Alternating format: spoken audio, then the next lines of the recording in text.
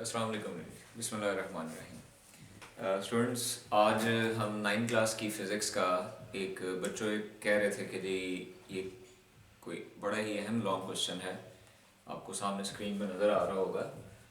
आज हम इस पे इंशाल्लाह ताला प्रूव करेंगे। ये 9 क्लास की फ़िज़िक्स का एक ऐसा क्वेश्चन है जो कि इस बार इंशाल्लाह ताला बोर्ड के एग्ज़ाम में मस्ट आएगा।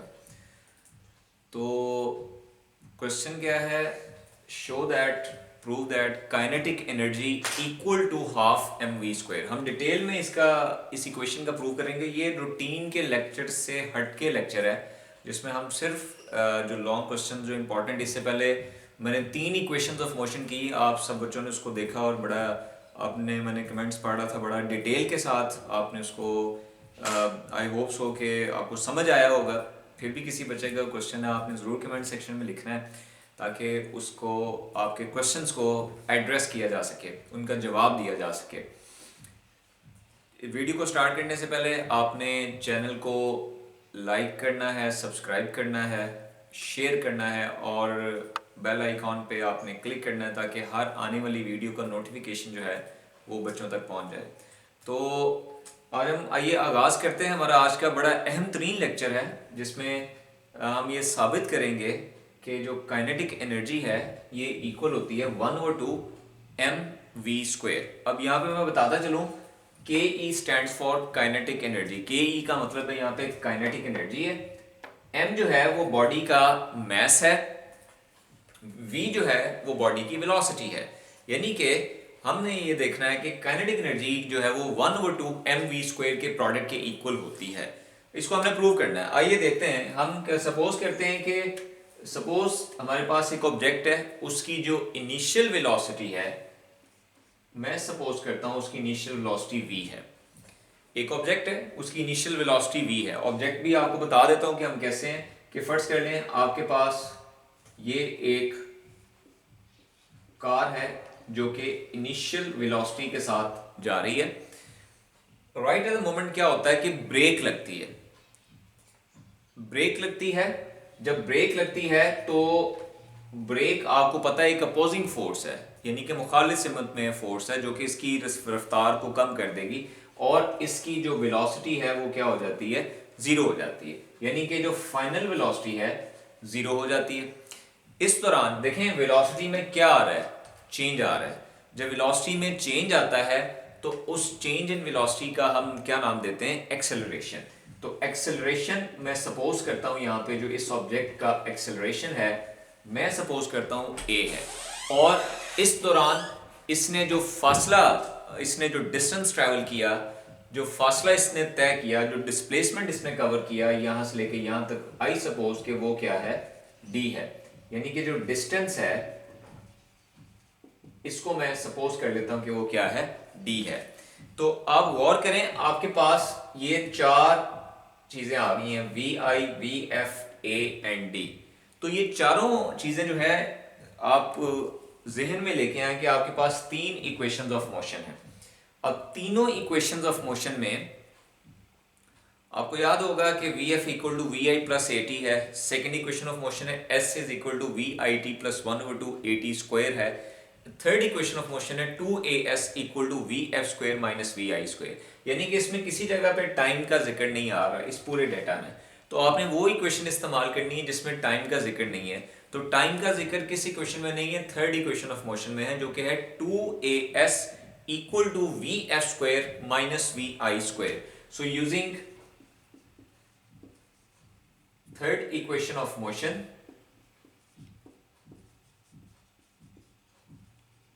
we have 2as equal to vf square minus v i square. आपने सिंपली बच्चों इसमें जाके वैल्यूज को पुट कर देना है।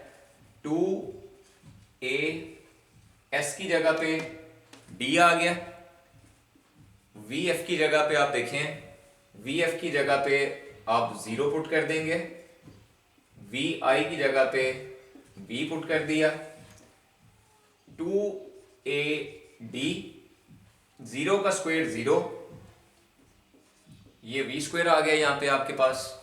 इसको इसमें से माइनस करेंगे तो आपके पास -v² आ जाएगा। अच्छा, अब इसके बाद हमने दरअसल मालूम क्या करना है, हमने इस ऑब्जेक्ट का डिस्टेंस ट्रेवल देखना है कि इसने कितना फासला तय किया। तो डिस्टेंस को इस इक्वेशन से हम कैसे मालूम कर सकते हैं, d को इधर आने दें, -v²/2a, ये मैं इक्वेशन नंबर 1 का इसको नाम दे देता हूं। तो ये मैंने क्या किया यहाँ पे, इसका डिस्टेंस या डिस्प्लेसमेंट जो है मैथमेटिकल इक्वेशन मैंने यहाँ पे मालूम कर लिया। अच्छा, इसके बाद जो अगला मरहला है, हमने देखना है कि इस ऑब्जेक्ट पे कितनी फोर्स अमल की, क्योंकि मैंने कहा कि अपोजिंग फोर्स इस पे अमल कर रही है, मुखालिफ सिमत में फोर्स अमल कर रही है।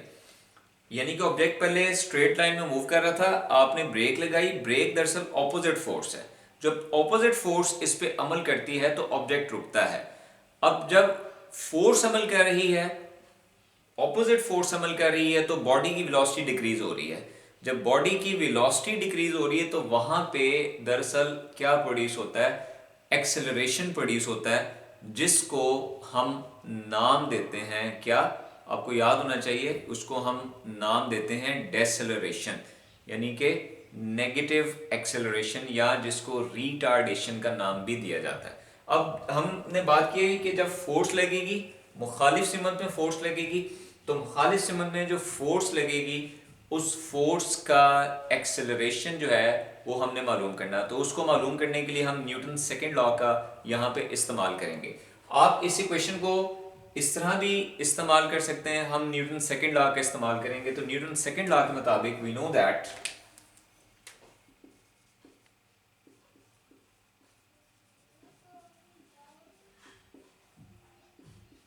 F इक्वल टू ma, यानी कि F इक्वल टू ma। यहां पे मैं एक चीज बताना चलूं, क्योंकि ये कौन सी फोर्स है, रिटार्डिंग फोर्स है, ऑपोजिट फोर्स है। तो जब मैं ऑपोजिट फोर्स की बात कर रहा हूं, ऑपोजिट फोर्स की जब हम बात कर रहे हैं, तो इसका मतलब है कि ये जो फोर्स होगी यहां पे क्या होगी, नेगेटिव फोर्स होगी। ये मैंने फोर्स के साथ नेगेटिव सिंबल इसलिए लगाया है क्योंकि बॉडी की वेलोसिटी क्या हो रही है, कम हो रही है। ये एक तरीका है। आप इन दोनों इक्वेशंस को क्या कर दें, मल्टीप्लाई कर दें। जब आप इन दोनों इक्वेशंस को मल्टीप्लाई करेंगे तो आपके पास लेफ्ट साइड से मल्टीप्लाई होगी, राइट साइड से मल्टीप्लाई होगी। ये एक तरीका है, लेकिन इससे जो एक आसान तरीका है मैं वो आपको बताता हूं।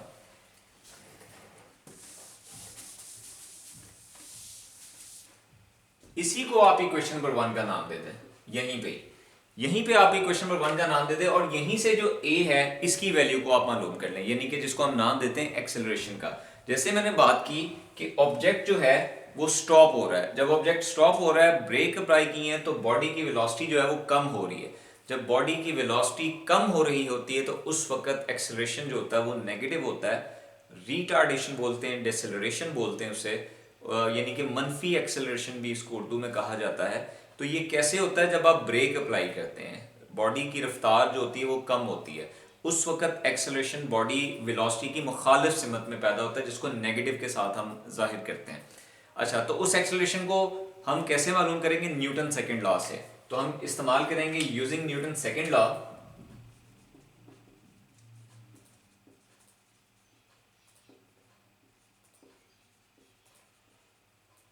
F equal to m a. जब F is equal to m a मैंने यहां पे लगा दिया, तो मैंने ये बेटा यहां पे A को निकालना है, F ओवर M आ जाएगा A। अब A को मैंने सीधा करके लिख दिया F ओवर M, ये मैंने A की वैल्यू को यहां पे लिख लिया। अब मैं यहां पे एक लाइन लिखूंगा, as there is a retarding force acting on the object, क्योंकि ऑब्जेक्ट पर एक वो फोर्स अमल कर रही है जो उसकी रफ्तार को कम कर रही है। जब रिटार्डिंग फोर्स या ऐसी फोर्स अमल करती है जिससे ऑब्जेक्ट की बॉडी की रफ्तार कम होती है, तो उस वक्त जो एक्सेलरेशन होता है वो मनफी होता है, नेगेटिव होता है। तो वो लाइन में आप लिखूंगा, उसके बाद फिर हम यहाँ पे माइनस का साइन लगा देंगे। As velocity of object is decreasing, so acceleration will be negative that is a equal to minus F over m. मतलब आपने करना क्या है, इसी क्वेश्चन में माइनस लगाने से पहले ये आपने एक रीजन लिखनी है, जस्टिफिकेशन देनी है, आपने रीजन बतानी है कि मैं यहाँ पे माइनस क्यों लगा रहा हूँ। इसलिए लगा रहा हूँ क्योंकि जब आप मुखालिफ समूह पे ऑब्जेक्ट पे फोर्स लगाते हैं तो बॉडी की वेलोसिटी कम होती है। ऑब्जेक्टिव के लिए भी इस पॉइंट को याद रखना है कि जब भी वेलोसिटी कम होती है तो बॉडी का जो एक्सेलरेशन होता है वो नेगेटिव होता है, जिसको रिटार्डेशन का नाम दिया जाता है। Okay, a equal to minus F over A. आपने बेटा इस a की वैल्यू यहां जाके इक्वेशन नंबर 1 में पुट कर देनी है। Put in equation 1 we get, equation 1 में जाके इक्वेशन को पुट करें, इस a की वैल्यू को 2 a की जगह f over m d minus v square, इसको अरेंज करें minus 2fd m minus v square.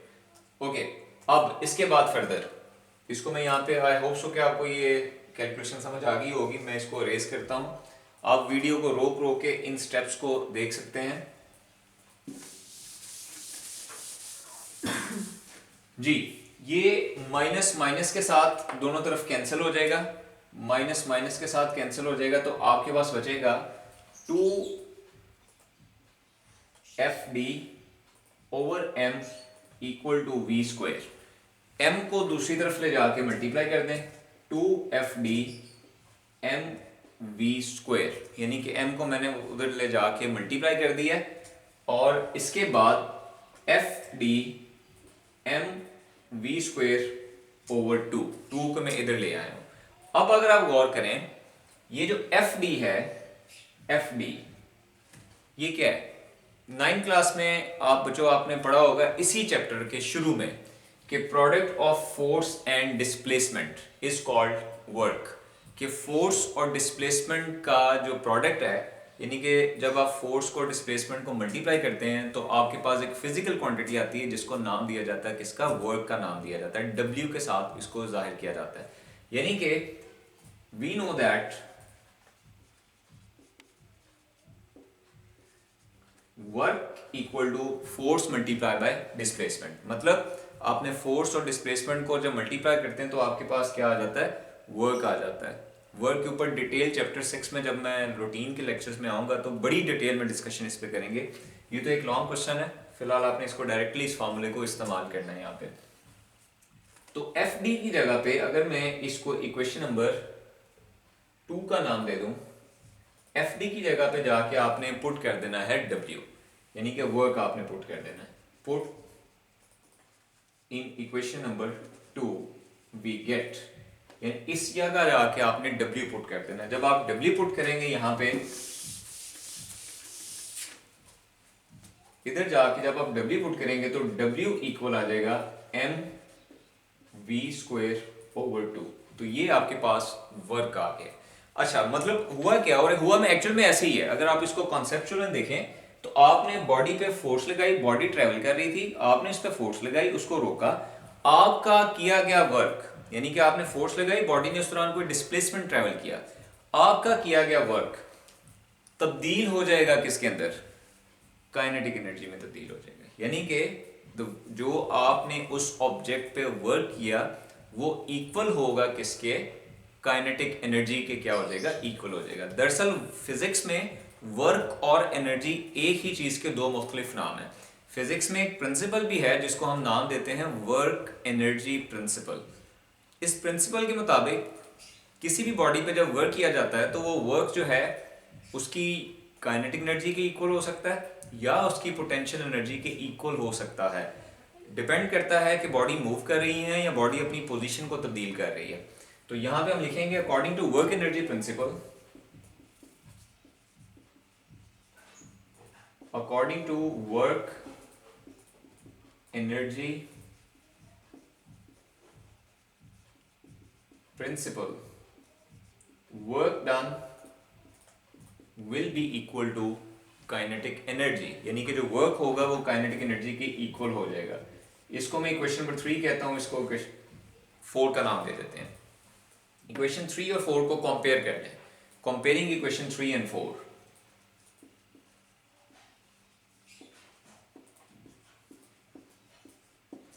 एक एक साइड इक्वल है तो दूसरी साइड इक्वल हो जाएगी, तो काइनेटिक एनर्जी इक्वल आ जाएगी mv² डिवाइडेड बाई 2, और इसको आप इस तरह भी लिख सकते हैं, 1/2 को आप अलग कर दें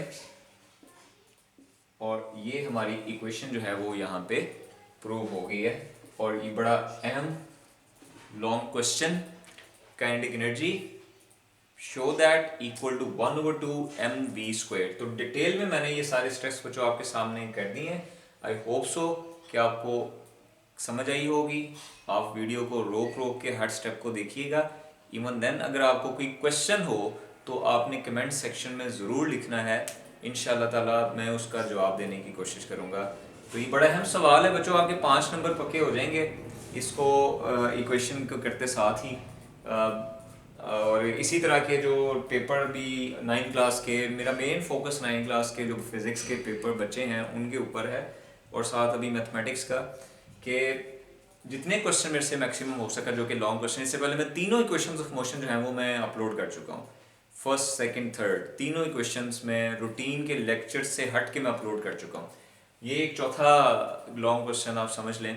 इसी तरह जो टेंशन इन स्ट्रिंग वाले हैं जो कैलकुलेशंस हैं वो भी मैं अपलोड कर दूंगा, और रूटीन के 3-4 और जो लॉन्ग क्वेश्चन हैं वो भी मैं अपलोड कर दूंगा, ताकि हमारे बच्चे जो 9 क्लास का पेपर दे रहे हैं उनके लिए एक आसानी हो। तो थैंक यू वेरी मच। आज का लेक्चर इंशाल्लाह आपको अच्छा लगेगा, आपको समझ आएगा। अपना बहुत ख्याल रखिएगा, वीडियो को लाइक सब्सक्राइब और शेयर कीजिएगा। अल्लाह हाफ़िज़।